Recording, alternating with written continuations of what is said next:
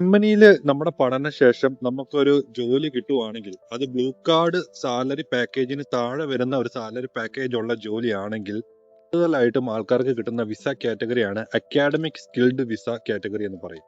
18B ആണ് അതിന്റെ section വരുന്നത്. ആ വിസയുടെ ഒരു അഡ്വാൻറ്റേജ് എന്ന് പറയുന്നത് after 2 years self employment allowed ആണ്. അതിന് എന്ന് പറഞ്ഞാൽ 2 വർഷത്തിന് ശേഷം നമുക്ക് എവിടെ വേണേലും വർക്ക് ചെയ്യാം. നമുക്ക് ഇന്ന ഫിക്സഡ് കോൺട്രാക്റ്റോ സാലറി പാക്കേജോ അങ്ങനെ ഒന്നും വേണമെന്നില്ല.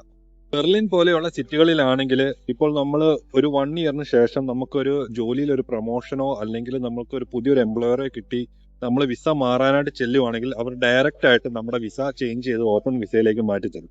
ഈ 2 വർഷം എന്നുള്ള ക്രൈറ്റീരിയ അവരത് നോക്കത്തില്ല.